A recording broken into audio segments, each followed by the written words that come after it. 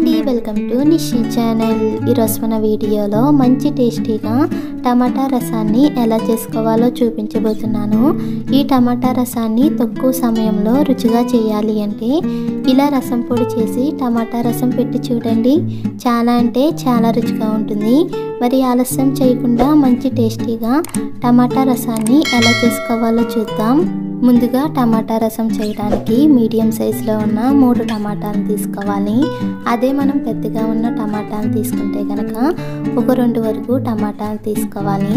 ఇలా తీసుకున్న టమాటాలని బాగా కడిగి ఒక గిన్నెలోకి తీసుకోవాలి. అలాగే టమాటాలు ములిగేంత వరకు నీళ్ళను కూడా వేసుకోవాలి. ఇప్పుడు ఇందులో నిమ్మకాయ సైజ్ అంత చింతపండును కూడా వేసుకుని 4-5 నిమిషాల పాటు ఉడికించుకోవాలి. మనం ఈ టమాటాలని మరీ మెత్తగా కాకుండా అలాగని మరీ గట్టిగా ఉండేలా కాకుండా మీడియంగా ఉడికించుకోవాలి. అంటే మనకి టమాటా పైన ఈ పొట్టు అనేది కొంచెం సెపరేట్ అయ్యేలా ఉడికించుకోవాలి. ఇలా 3 నిమిషాలు ఉడికేసరికి ఈ టమాటా పైన ఈ టమాటా పొట్టు అనేది సెపరేట్ అవుతూ ఉంటుంది. ఇప్పుడు ఈ టమాటాలని పక్కకు దించుకుని పూర్తిగా చల్లారనివ్వాలి. ఇవి చల్లారేలోగా టమాటా రసంలోకి రసం పొడి చేయడం కోసం గ్యాస్ పై ప్యాన్ పెట్టి 1 టేబుల్ స్పూన్ శనగపప్పు, 1/2 టేబుల్ స్పూన్ మెంతులు, 1 టేబుల్ స్పూన్ మిరియాలు, 1 టేబుల్ స్పూన్ ధనియాలు, 1 టేబుల్ స్పూన్ జీలకర్ర వేసుకుని మంటను లో ఫ్లేమ్లో పెట్టి లైట్గా ఫ్రై చేసుకోవాలి. ఇవి కొంచెం వేగిన తర్వాత 10-12 వరకు ఎండుమిరపకాయలను వేసుకుని బాగా ఫ్రై చేసుకోవాలి. ఇలా అన్నీ కూడా త్వరగా వేగిన తర్వాత ఒక ప్లేట్లోకి తీసుకుని పూర్తిగా చల్లారనివ్వాలి.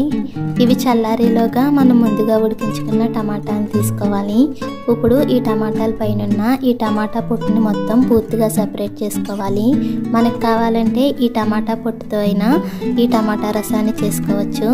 ఇలా అన్ని టమాటాల పైన టమాటా పొట్టుని సెపరేట్ చేసిన తర్వాత ఈ టమాటాలన్నీ కూడా బాగా స్మాష్ చేసి తీసుకోవాలి. మనం ఈ టమాటాలని ఉడికించుకునేటప్పుడు చింతపండుని వేసాం కదా, ఆ చింతపండుని అలాగే ఈ టమాటాలన్నీ కూడా గట్టిగా పిండి తీసుకోవాలి. ఇలా టమాటాలని బాగా పిసికాక ఈ టమాటా రసంలో నుంచి ఈ టమాటా తుక్కుని గట్టిగా పిండి పక్కకు తీసుకోవాలి. మనకు కావాలంటే ఈ టమాటా తుక్కుతో అయినా ఈ టమాటా రసాన్ని చేసుకోవచ్చు.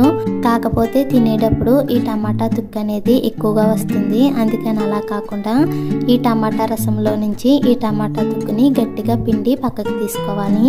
ఇలా రెడీ చేసుకున్న ఈ టమాటా రసాన్ని రెడీగా పక్కన పెట్టుకుని ఇప్పుడు మిక్సీ జార్ తీసుకుని మనం ముందుగా ఫ్రై చేసుకున్న మసాలాలని వేసుకుని మెత్తగా పౌడర్లా గ్రైండ్ చేసుకోవాలి. ఇలా గ్రైండ్ చేసిన ఈ మసాలా పొడిని ఒక గిన్నెలోకి తీసుకుని రెడీగా పక్కన పెట్టుకోవాలి. ఇప్పుడు ఇదే మిక్సీ జార్ తీసుకుని 5-6 వెల్లుల్లి రేకలను వేసుకోవాలి.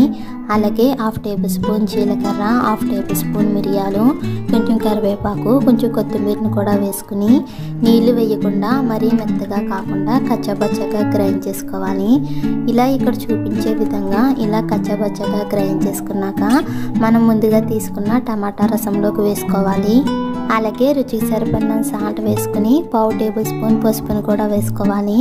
ఇప్పుడు మనం ముందుగా చేసుకున్న రసం పొడిని 1 టేబుల్ స్పూన్ వరకు రసం పొడిని టమాటా రసంలో వేసుకోవాలి.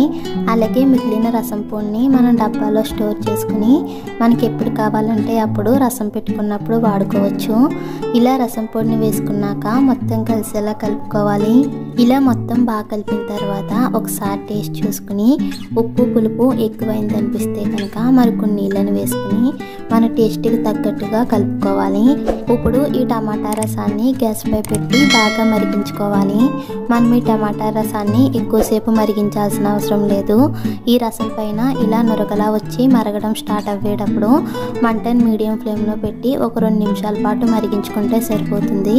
ఇలా 2 నిమిషాలు మరిగిన తర్వాత సన్నగా తరిగిన కొంచెం కొత్తిమీరని కూడా వేసుకుని ఒకసారి మొత్తం కలిసేలా బాగా కలుపుకోవాలి.